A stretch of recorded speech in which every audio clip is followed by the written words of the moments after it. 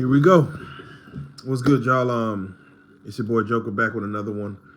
Just like the title says, I just wanted to do a quick video, man, and get y'all's take on this. As we all see that, and before we get started, y'all make sure I do the thing. Subscribe to the channel, man. Make sure you follow KD Custom Jewelry. I always got to say it, KD Custom Jewelry. I always hold it down. Gem City Jewelry, Big T Bazaar. Got to go pick up another piece soon, real soon. But just like the thumbnail in the title says, what would it look like if Jaguar Wright sat down with Big Meech? Now, I know it sounds crazy. I know it sounds like, what are you talking about, bro? That's not it. They're two different worlds. But I look at it more like BMF was a heavy movement back in, the day. Before Jeezy came out, BMF was the movement. They were the guys. The world is yours on a billboard. Technically, they're on the very opposite spectrum and end of what Jaguar Wright is. But of course, Jaguar Wright on the blue couch, it only makes sense. So as we like to do on the Street Stars channel, or at least what we're trying to attempt to do, is bring two opposites that attract. So basically, as you've seen, we had OG Percy with Vernon.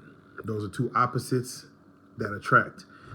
We didn't really call the Jaguar and Orlando two opposites because, technically they're in the same boat when it comes to trying to say, hey, this is my truth and I'm telling it. So we didn't really quite consider that an opposites attract, but we are trying to bring people who are in different walks of life together. So I'm thinking, how would that look if you have a person like Jaguar Wright who's been in the industry, who's, I guess you could say, been a victim of the industry. I use that word lightly, and I don't mean it like in a assaulted kind of way, but just she's basically what the industry ate up and spit out. You come into the industry, you do this. She's not like, where she's a millionaire, owns many homes, owns a jet, you know what I'm saying? So basically they use her talents. You can see record of her talents. You see Coca-Cola commercials, things like that that's going on. You see her essence spread around the music industry, but she doesn't see the benefits of that. Like she said, cruelty-free music, that music have come with cruelty. So therefore, again, the industry ate her up and spit her out. And then you have someone like Big Meech, who of course exploited the industry. You know what I'm saying? The BMF gang, they ran the world. They had all the money. They, hey, drugs, he already served his time, whatever you want to call it for. Drugs, murder, mayhem. There's a whole show about it. BMF, if you ain't watched it, go watch it. His son is in it, Lil Meech. Shout out Lil Meech, first and foremost. We need him on the couch too, real quick, real talk. We need Lil Meech on the couch. But you have his world where he has been on top of the world. He basically is what the hip hop industry was.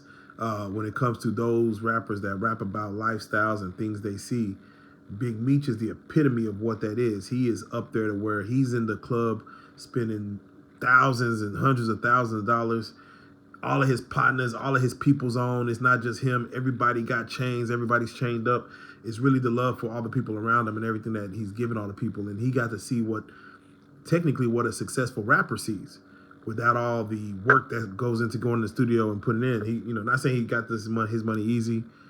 Definitely, he went through some things to get his money, but he got to see what the successful rappers see, and that's just a whole different world on his own. So technically, Big Meech would have treated back then someone like a Jaguar Wright exactly what he saw her as. Oh, you just a backup singer. Oh, you like to get down. You like to party. Okay, bet. You into the sex world too? Okay, bet. Why don't you come on back to the hotel and, we could talk about it or something like that. I think it's just two worlds to where Big Meech on top of this hip hop empire when it comes to like the lifestyle of what people live, compared to Jaguar Wright, who kind of sort of got shunned out of the hip hop world or the music world, to where they look at her right now as, hey, you're trying to spoil all the fun. And I don't mean spoil all the fun as far as what the people that she alleges do what they did is having fun, but what they may consider like, hey, I'm having a good time, someone else may consider, hey, I'm a victim of your good time. I'm a victim of you having fun. And therefore, with that being said, that could switch, again, that topic of conversation could be thrown. Give me your thoughts. I really want to hear what y'all got to say on that. I really want to kind of go back and forth with this. Again, Big Meech is now free. He is out in a halfway house, I believe. I think if y'all know about halfway houses, he's on supervised release. So therefore, he's not able just to do what he wants to do. As y'all seen in the picture, he just went to go get a haircut. But I do believe if sanctioned, he could probably do interviews. He could probably do, if not an in-person interview or a virtual interview, the same way we did Orlando in the first Jaguar Wright interview. Orlando was virtual. And also the same way we had a Jaguar in the studio and Jonathan Hay virtual. I think it could work. I think this concept we have where two people come together and sit and talk, it works better when they're both in the studio. They're both sitting out in front of each other. But if that can't happen, just because of the timing, it'll be great to see Big Meech, Jaguar Wright having a conversation. Now, I know a lot of that conversation may be about, hey, I've been in jail for the last 25 years. I don't know what's going on. But also, Jaguar Wright could see it considered the same thing.